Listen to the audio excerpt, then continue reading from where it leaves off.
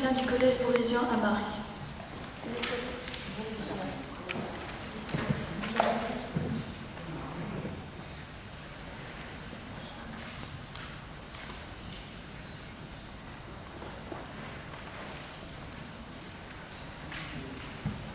Lorsque j'ai parcouru les premières pages du livre Le fer au cœur, écrit par Joanne Elio, c'est un univers de science-fiction qui s'est dessiné devant moi. Mayenne est une jeune fille qui habite dans la ville haute, qui a été envoyée dans la ville basse pour avoir défié le regard d'un défenseur de la vertu. Les faibles meurent pour que les forts vivent. Les dévots le savent aussi bien que nous. Il n'y a pas d'autre voie qui aille en ce monde. En bas comme en haut, tu ferais mieux de l'accepter, car tu l'incarnes désormais pour ceux qui marchent derrière toi. Là-bas, elle va rencontrer Leonardo, un jeune de son âge qui lui a subi des actes de torture. C'est une société injuste. Je me suis sentie révoltée quand je l'ai lu. Ce livre m'a beaucoup plu, car on se met facilement dans la peau de Mayenne, on ressent facilement ses émotions, en particulier la peur. Ce roman est captivant, parce qu'il est révoltant alors qu'on parle de vertu et de dévots.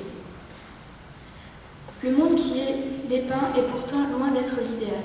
Je n'ai pas cessé d'être révoltée, d'abord parce qu'on tue.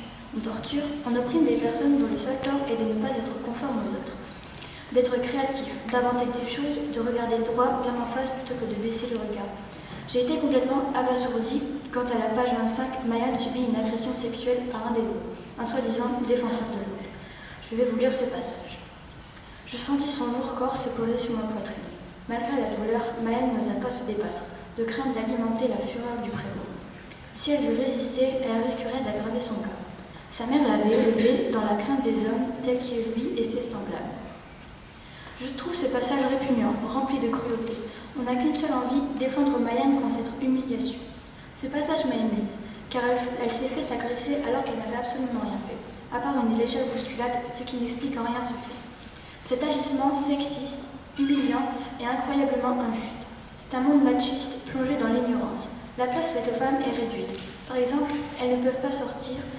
Elles peuvent sortir que si elles cachent leurs cheveux.